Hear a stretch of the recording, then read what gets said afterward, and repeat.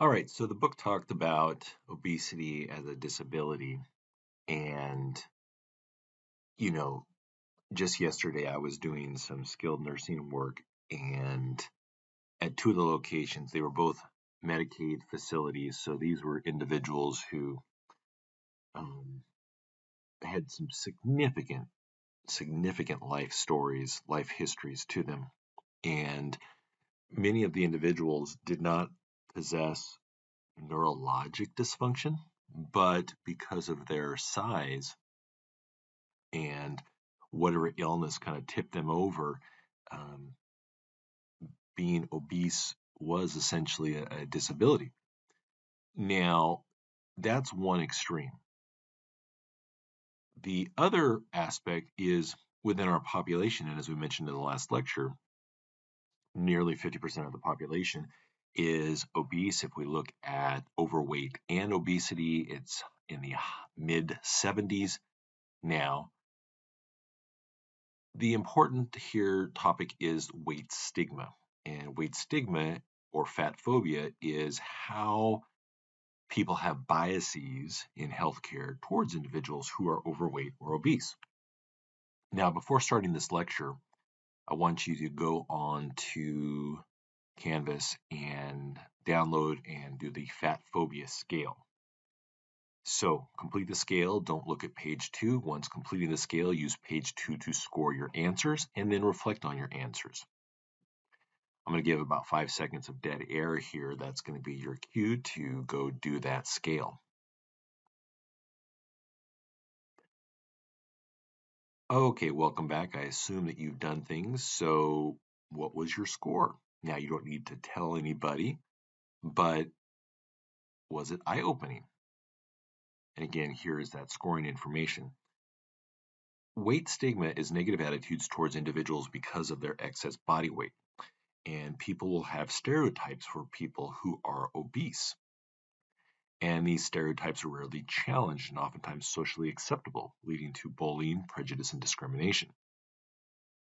Weight stigma can affect diverse groups of individuals by gender, age, social economic status, body weight, race, ethnicity, and nationality. There is substantial evidence of bias and prejudice throughout our culture and especially within healthcare. Obesity can be stigmatizing throughout the lifespan, and it is an area of reported discrimination. So if we look about things like gender, race, age, appearance, etc., weight is essentially number 4 in this particular study.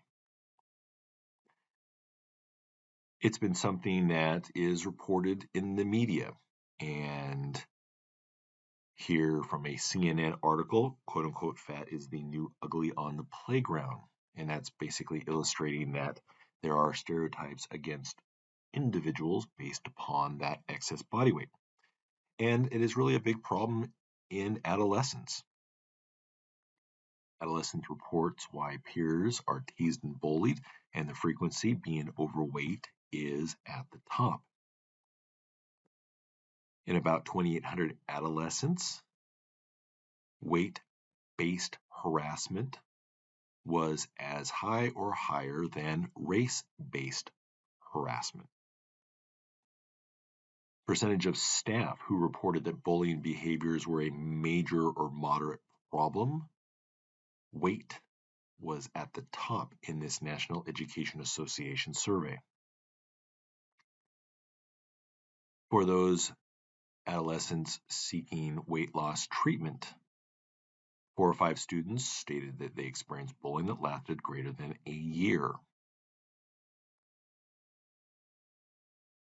361 adolescents enrolled in a weight loss camp. Who teased or bullied you the most in the past year? Peers and friends were at the top, but they also weren't getting any safety from adults, their parents, PE teachers, and even 1 in 3 classroom teachers. Women and sources of perceived weight stigma. What's at the top? Family members followed by doctors. Also on that list, nurses, dietitians, and mental health professionals.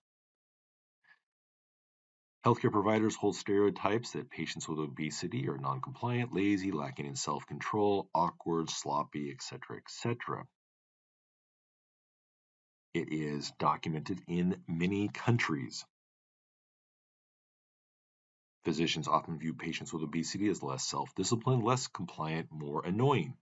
As patient BMI increases, physicians report having less patience, less desire to help the patient, seeing these patients is a waste of their time, and having less respect for patients. Looking at biases. So physiotherapists in Australia demonstrate weight stigma, and it definitely impacts interaction with patients. Now, I don't know of any data for United States-based PTs and OTs. I haven't seen any papers along those lines. But if it is something that is being observed in physical therapists in Australia, it's probably something being observed in PTs and OTs in the United States. And interesting, even in the obesity field, so medical providers who work with patients who are obese and treat them for their obesity, there is explicit biases towards them being demonstrated. And some of those are getting worse. Majority of medical students express explicit and implicit weight bias. Stronger weight bias among students who were male, white, or Hispanic, and with lower BMI. Looking at a virtual reality experience, 76 clinical level medical students randomly assigned to interact with a digital virtual female patient with or without obesity. Interactions occurred in an immersive virtual clinical environment, allowing standardization of patient behaviors. Compared to interactions with non-overweight patients, virtual interactions with patients with obesity resulted in more negative stereotyping, less anticipated patient adherence, more responsibility attributed for weight-related complaints, and less visual contact. What this is illustrating here is that people say that it's not okay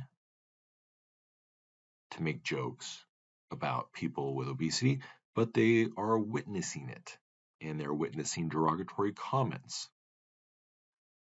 And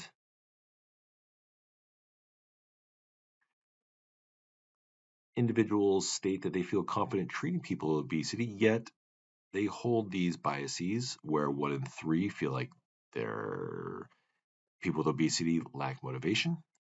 They feel that people with obesity are more challenging. They feel frustrated when dealing with these patients, and patients with obesity, they feel like are non-compliant with treatment. So what are patient reactions? Well, patients feel this. They report negative judgment by providers. They're upset by comments about their weight from doctors. They perceive a lack of empathy from providers. They perceive that they will not be taken seriously. They report that their weight is blamed for all their problems. They're reluctant to discuss weight concerns. And patients who feel judged about their weight will have lower trust in their primary care provider. These are some comments. These are interesting to read through. I'll just read through the first one. If you want to read through the rest, you can. This comes from a kind of qualitative research paper where they're looking at patient examples. I think the worst was my family doctor, who made a habit of shrugging off my health concerns. The last time I went to him with a problem, he said, "You just need to learn to push yourself away from the table." It later turned out that not only was I going through menopause, but my thyroid was barely working. Provider interactions with patients, care is affected. So those people who are obese, they get less time in appointments, there's less discussion, there's more assignment of negative symptoms, there's less intervention, and there's less emotional rapport built. Women with obesity delayed preventative services despite high access to care. Barriers where they felt disrespected, they embarrassed being weighed, they felt negative provider attitudes, and the medical equipment at times was too small. How would Americans react? Perceptions of language used by doctors. So there are languages, there's words that should be used and shouldn't be used. In the red are words that are stigmatizing or blaming or least motivating. These are words that should not be used. Words that could potentially be used by providers, ones that are considered to be more acceptable, are those in the more bluish color there. So if a doctor described your weight in ways that made you feel stigmatized, going back to these here, about 20% would avoid future doctor appointments. So it creates this cycle of stigma and obesity. Someone's obese, they have health consequences, there's increased medical visits, they face stigma in healthcare, there's negative feelings, they avoid healthcare, there is more unhealthy behaviors and poor self-care, and it just worsens and worsens. So experiencing weight bias increases the risk of depression, anxiety, low self-esteem, poor body image, and suicidality. Weight stigma is associated with increases in the likelihood of becoming and remaining obese, regardless of age, baseline BMI, race, ethnicity, and socioeconomic factors. So,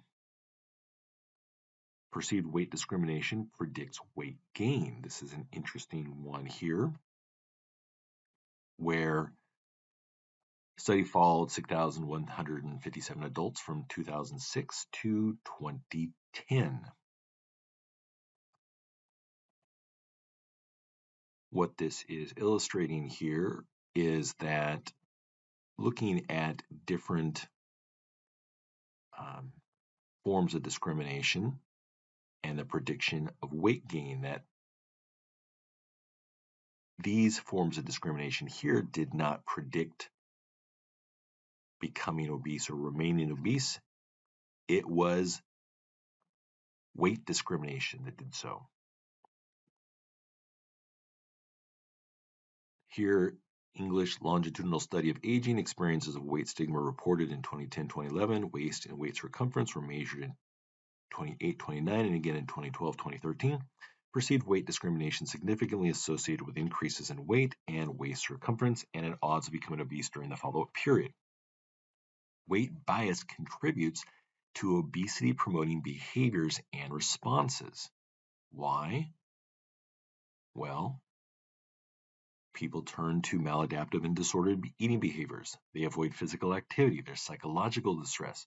They turn to food as a temporary coping mechanism, and there are physiological stress responses. All of the above are things that promote obesity.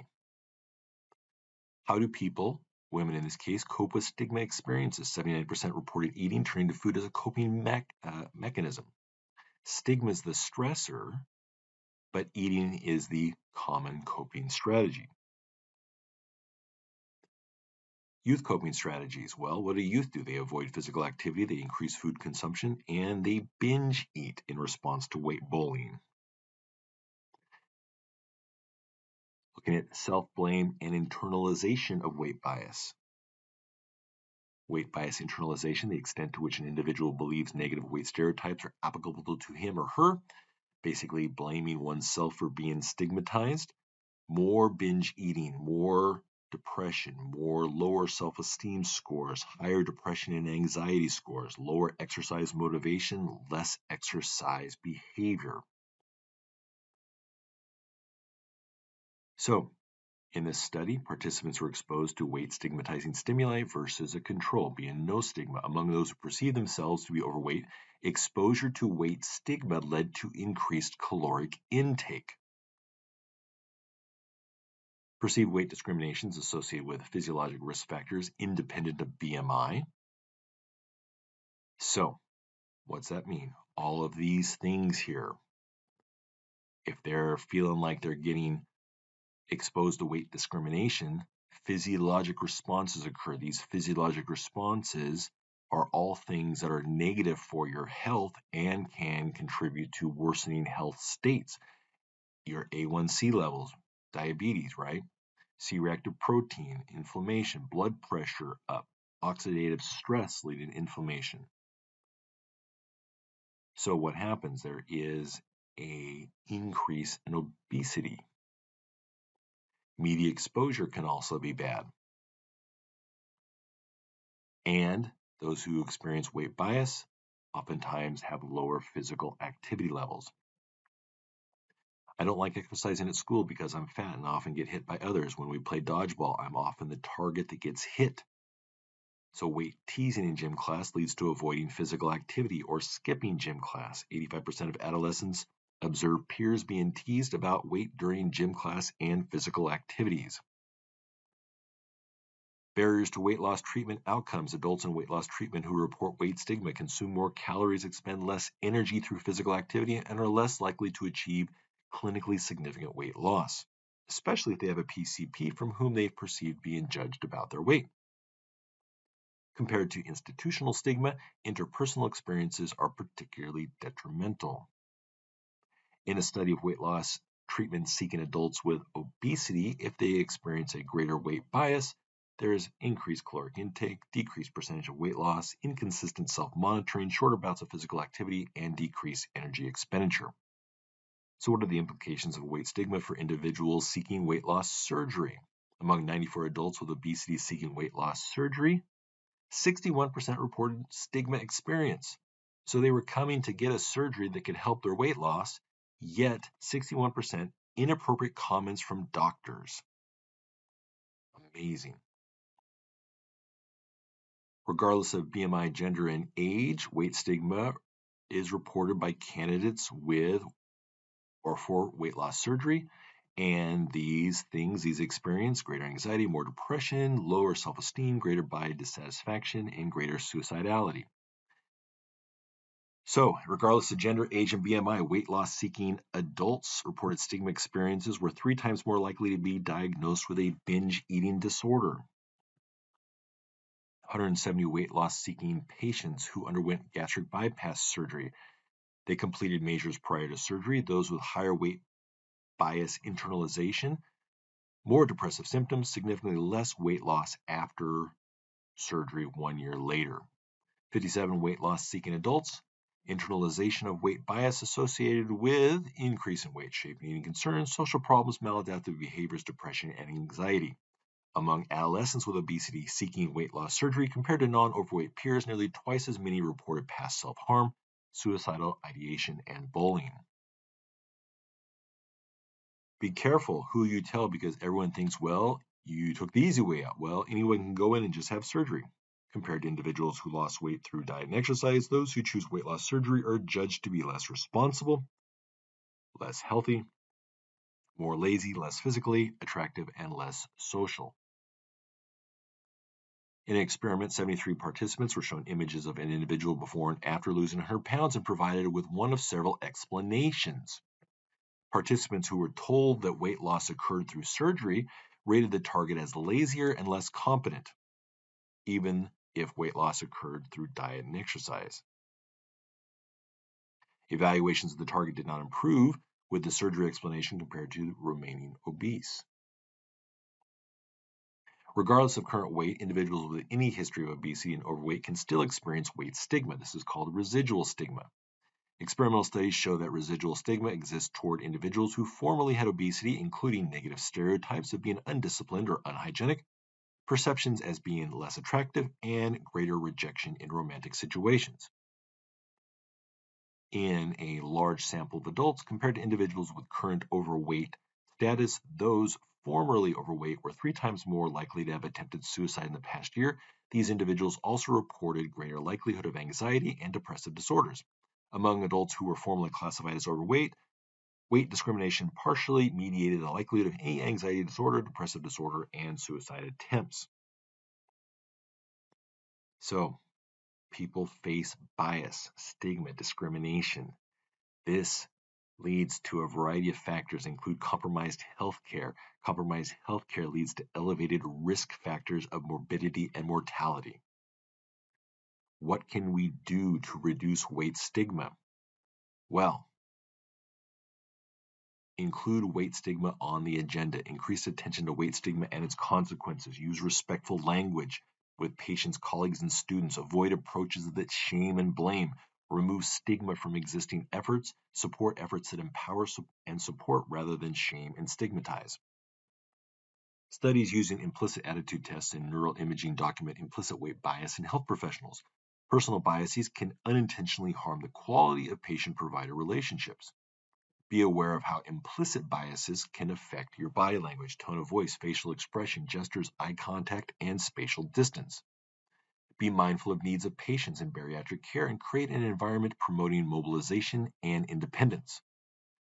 Get equipment with proper stability and weight capacity. Correct size medical instruments and supplies. Make sure well-configured doorways, hallways, and restrooms. And have waiting rooms with a variety of sturdy seating. Awareness about efforts for improved health behaviors following surgery can help reduce weight stigma. In a study of 275 participants, were shown before and after weight loss photos of a woman who formerly had obesity, then were provided with different explanations for the method she used to achieve weight loss. If there was surgery and post-operative diet and exercise changes, there was less stereotyping and reduced stigma. If surgery only, there was more negative stereotyping. Address causal beliefs about obesity, right? The lack of self-discipline, poor eating and activity, that's a stereotyping or stigma attitude. But what about the biological, genetic, and environmental causes? There should be an understanding that there's a complex etiology that should help to reduce stigma. If we think about it in those ways, it helps to reduce patients' feeling of self-blame and it helps to increase self-efficacy for weight loss. There is a complex etiology of obesity. There's no single cause. It's not just increased calories. There's multiple things going on. Increasing calls to add communication skills training in provision of weight management and obesity counseling is important. We need to be able to educate future doctors, future therapists on how to talk with people the right way. Avoid the stereotyping, show empathy. Use terms that are acceptable. Weight, BMI, unhealthy weight are considered appropriate versus fatness, larger size, obesity, heaviness, etc. Use those neutral terms. Avoid language that places blame. And use terms like, or language like, could we talk about your weight today? That gets into like motivational interviewing. Open the door. How do you feel about your weight? If somebody doesn't want to talk about it, end of story. When they're ready to talk about it, they'll talk about it. Now, oftentimes as therapists, we don't typically get into that area, but we do need to be aware of our potential biases. Put people first rather than labeling them by their disease or disability. Establish standards for respectfully addressing people with diseases and illness. Broadly accept as important aspect efforts to reduce disease stigma. And of course, this is new to the obesity field. Instead of using obese or saying obese, say has obesity, with obesity, or affected by obesity.